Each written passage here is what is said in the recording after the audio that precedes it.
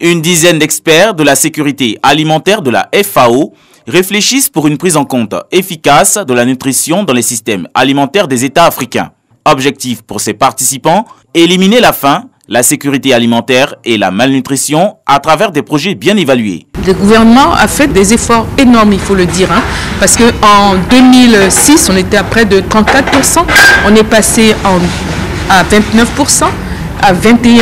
Le seuil acceptable par l'OMS est 20%, mais dans la vision 2030 du gouvernement de la Côte d'Ivoire, dans son programme d'action majeur, la nutrition a été retenue et nous voulons être plus ambitieux. Pour faire face à l'enjeu d'intégrer la nutrition, la FAO et l'ONG Action contre la faim ont initié en avril 2020 des consultations régionales dans 7 pays d'Afrique francophone subsaharienne, dont la Côte d'Ivoire.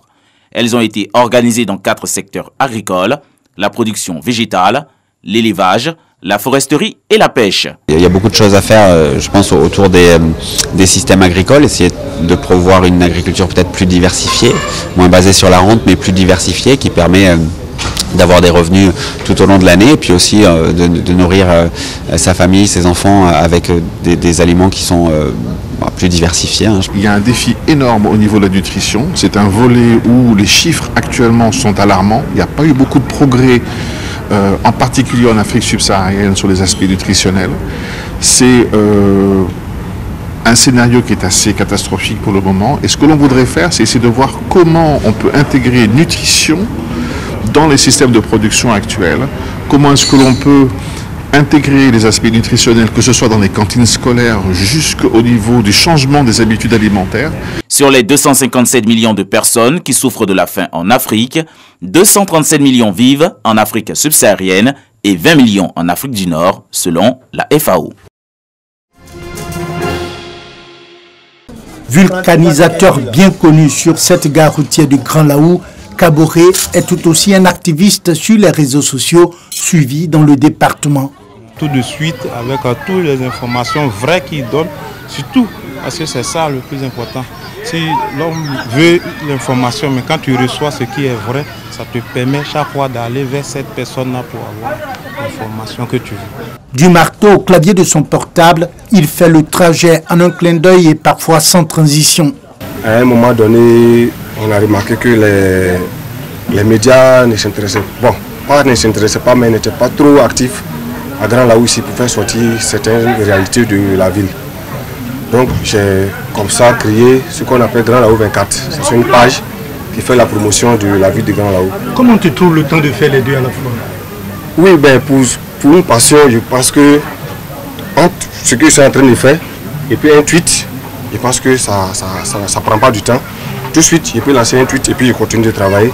Fondateur de la plateforme numérique d'information Grand Laou 24, Kaboré est sur tous les événements de la localité et fait parfois du direct, comme ici lors de la fête de la lumière de Guigui Kro.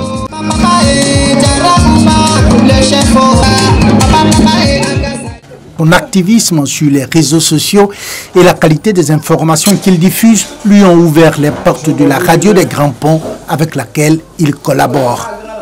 Kaboré est celui-là même, bien que n'étant pas travailleur à la radio des Grands Ponts, a été le premier à créer la page de la radio des Grands Ponts pour sa passion. Et ce qui a permis donc à nos auditeurs qui sont au-delà de la circonscription du rayon de la radio des Grands Ponts de suivre un peu la radio sur les réseaux sociaux. Kaboré, comme j'ai dit, j'ai une page Grand Laou 24 et il nous permet donc d'être au cœur du département, souvent même au-delà, avec la région des Grands Ponts. Vulcanisateur de métier, activiste et communicateur de passion, Kaboré veut aider à donner de la visibilité à Grand Laou, sa localité. Mon rêve, c'est d'être vraiment dans la communication. Ça me passionne tellement. Mais je n'ai pas eu de formation dans le secteur. Donc, j'essaie de faire du mieux que je peux, en tout cas pour satisfaire ma passion. Ce vulcanisateur montre bien qu'à tous les niveaux, l'on peut saisir les opportunités qu'offre le numérique. Ces jours de vernissage ce samedi à la galerie Cécile Fakori, 2 peintres à l'honneur, avec comme point commun l'Afrique la terre de leurs ancêtres. Kassou Seydou, artiste peintre sénégalais, expose ses tableaux en espérant aider à la prise de conscience collective sur plusieurs sujets qui minent le continent de l'argile noire, notamment l'immigration qui fait tant de malheur chez lui au Sénégal.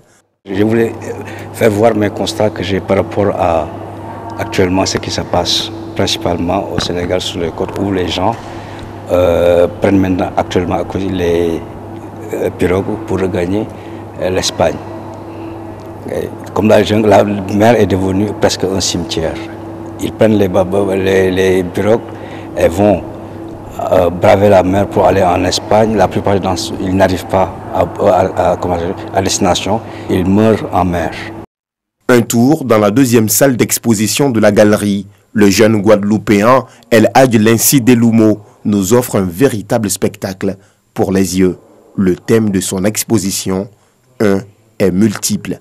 Un multiple fait référence à la cosmogonie africaine, à la pluralité de différents éléments qui m'ont bercé tout au long de ma vie, à des références culturelles, à mon langage pictural, à mes références et mes histoires personnelles et intimes, et comment en fait tous ces différents éléments me bercent et me construisent, que je souhaite par la suite raconter au sein de mes tableaux. Cécile Fakouri a décidé d'accompagner ses artistes dans leur passion pour la peinture, mais aussi faire valoir en Côte d'Ivoire les idées qu'ils prônent. Là, on se trouve dans la salle de Kassou Seydou. On travaille avec lui depuis plusieurs années. C'est la 3e exposition personnelle qu'on fait avec lui. Donc c'est un choix. Donc ça fait quelques années que j'ai décidé de soutenir cet artiste. C'est un artiste qui est artiste peintre, qui parle de sujets alors à la fois très sensibles, intimes, personnels. Il part toujours d'un sorte de postulat assez restreint finalement à son propre contexte et à son environnement. L'autre espace qui se trouve en face de celui-ci, c'est un espace vraiment dédié à une jeune génération d'artistes émergents. Et là, je fais partie de cette programmation qu'on a commencé avec cet espace-là. Et là, j'ai très jeune. La rencontre avec El Hadj, son travail m'a beaucoup plu, et puis toute sa réflexion autour de son travail m'a beaucoup touchée. Comme la jungle, la mer, un est multiple. Les thèmes de l'exposition en cours en ce moment à la galerie Cécile Fakouri d'Abidjan jusqu'au 6 mars 2021. Les visiteurs y prennent beaucoup de plaisir.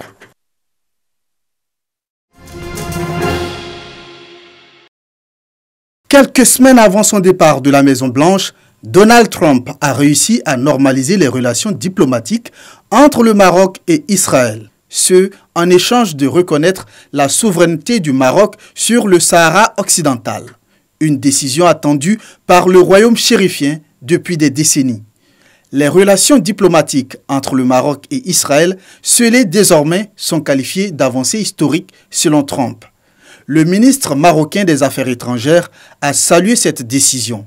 Pour lui, c'est une percée historique qui vient renforcer les liens entre le roi et la communauté juive. Dans cette pâtisserie de Casablanca, les juifs marocains se réjouissent déjà de l'impact de cette normalisation. Effectivement, un impact en fait positif pour tout le monde, pas que pour les juifs marocains, mais aussi pour les Marocains.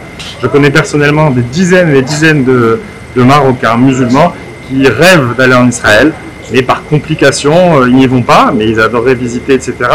Évidemment, on se réfère un peu aux réseaux sociaux. Depuis hier soir, je vois des gens en train de dire « Ouais, on va passer le week-end à Tel Aviv, c'est super, etc. » Dans les rues de Casablanca, cette annonce est au cœur des discussions. Les vols directs vont avoir lieu normalement, et j'ai cru entendre qu'il y allait y avoir même jusqu'à 25 vols par semaine. Ce serait quelque chose d'extraordinaire. L'annonce a également été saluée en Israël comme un accord historique. Toutefois, elle suscite encore des réactions mitigées. Le Sahara occidental est l'ancienne colonie espagnole revendiquée par les Marocains et les indépendantistes du Front Polisario, mouvement armé en conflit avec le Maroc depuis 1975 sur le Sahara occidental.